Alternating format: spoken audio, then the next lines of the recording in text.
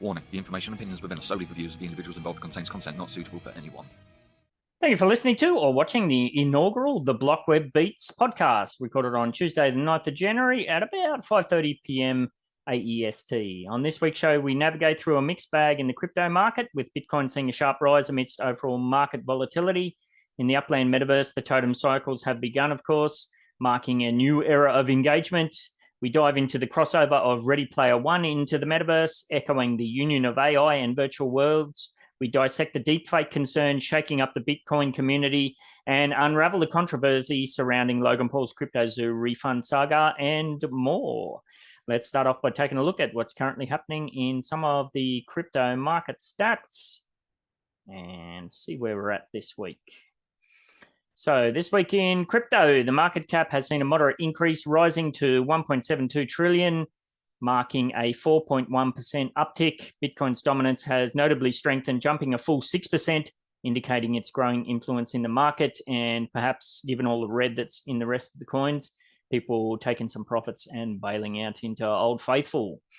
Turning to the fear and greed index, investor sentiment remains in greed territory, climbing from 68 last week to 74 this week, reflecting increasing optimism or potential market overconfidence, perhaps. Now, let's dive into the individual crypto movements for the ones that I cover. A few extra ones you'll notice this week, some extra bags that I've started working on. So Bitcoin leads with 9.9% increase, while Ethereum's holding steady with virtual no change. The broader market, however, is experiencing some turbulence. As I mentioned, Wax, Engine, and EOS have faced significant drops, all exceeding 14%.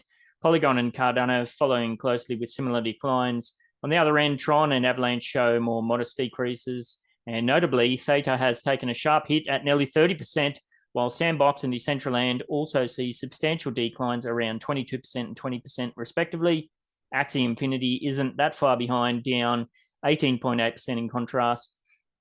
And new coin to the mix, Radix, shows remarkable resilience with marginal change of 1%, or 0.1% that one is.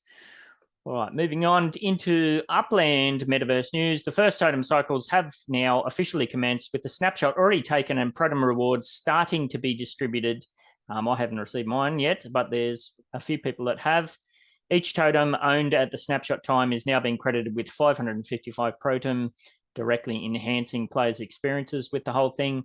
The totems, of course, represent a new simulation of life in Upland, where players can nurture their digital assets through a series of cycles. The initial Totem drop is an exclusive affair for Totem Map asset holders, with a sales event for additional Totems starting this Thursday for cycle participation.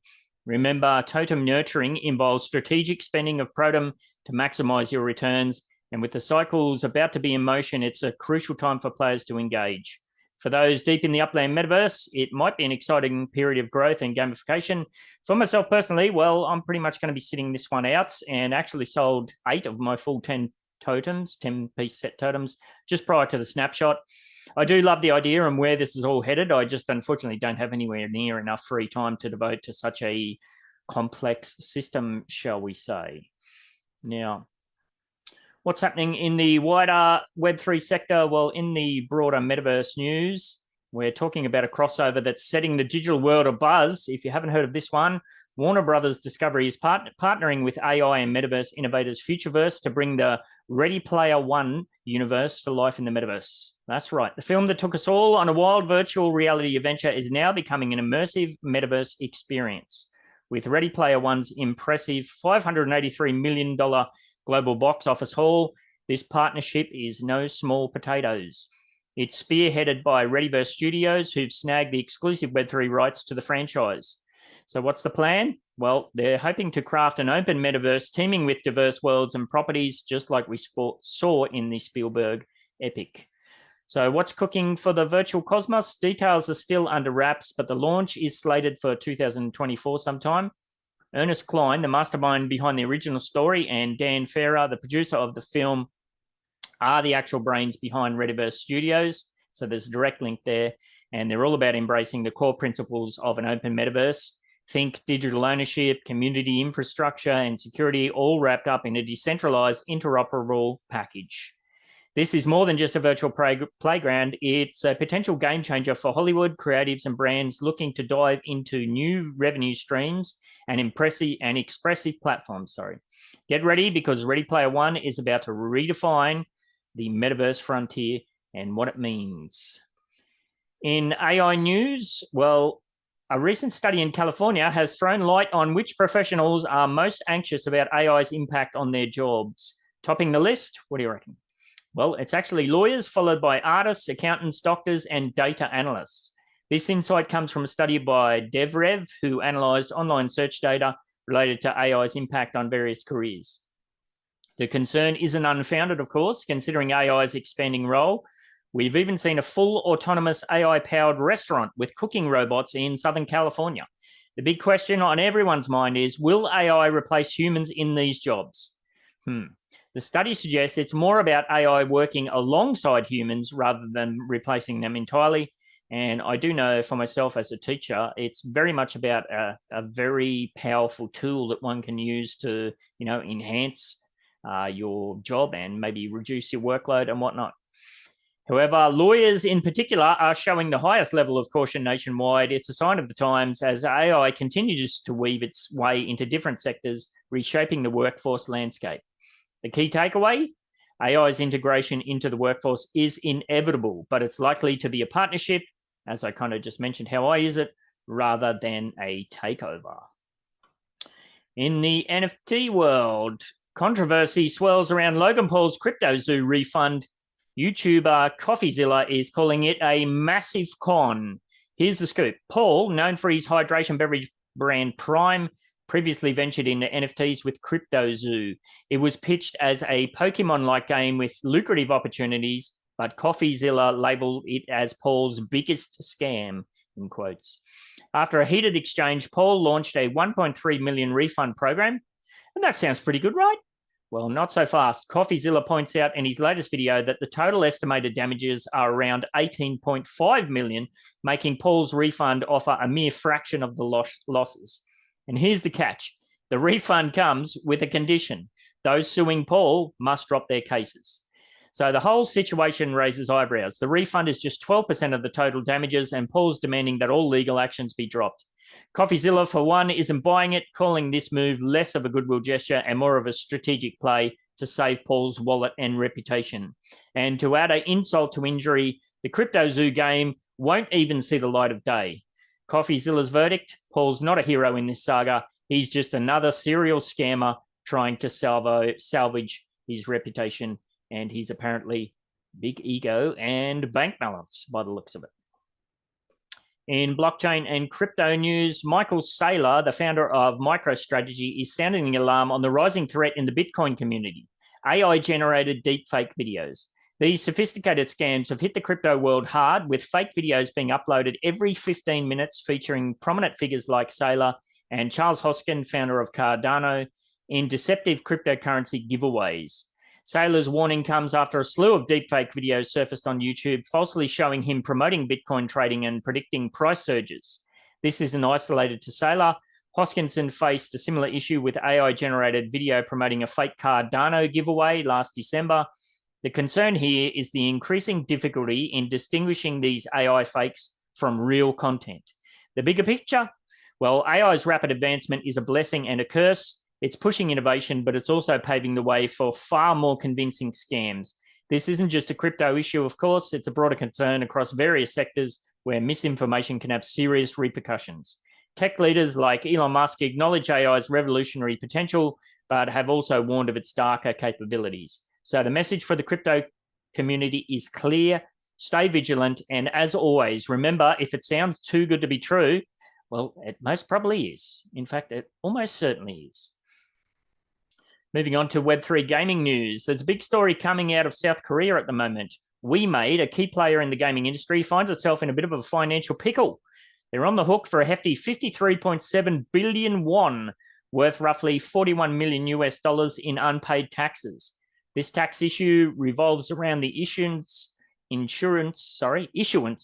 let me spit it out, of their WeMex tokens between 2019 and 2022, and it represents about 10% of the company's equity. Here's the catch. WeMade just launched a massive $100 million Web3 fund with the Singapore-based Wampoa Group aimed at investing in digital asset initiatives, especially in the Middle East. Despite this expansion, they're facing a sizable penalty from tax authorities, as outlined, which could be up to 50 billion won or $38 million. WeMix tokens, first issued in 2020, have seen a return of 635% since their inception.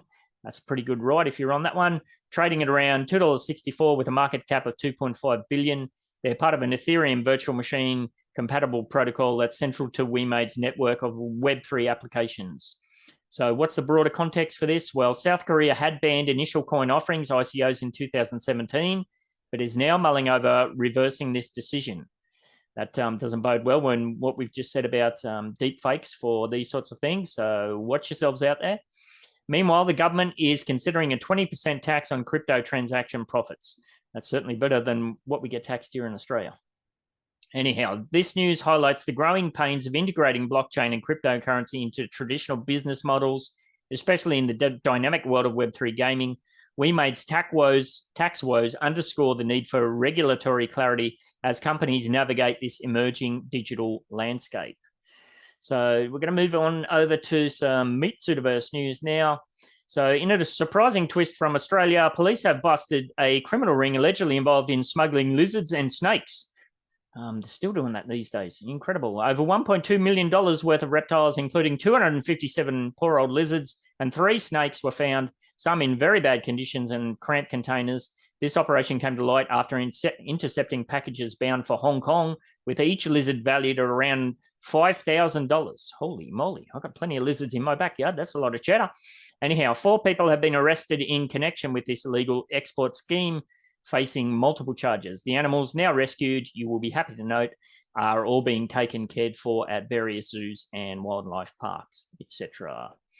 Moving on to New Zealand, a warning is out there for Kiwis about the increasing susceptibility to scams. So it's not just the online scams, there's scams everywhere, especially among those in their 40s. Age Concern's last report highlights a surge in Facebook Marketplace and SMS scams targeting stressed, tired, or distracted individuals.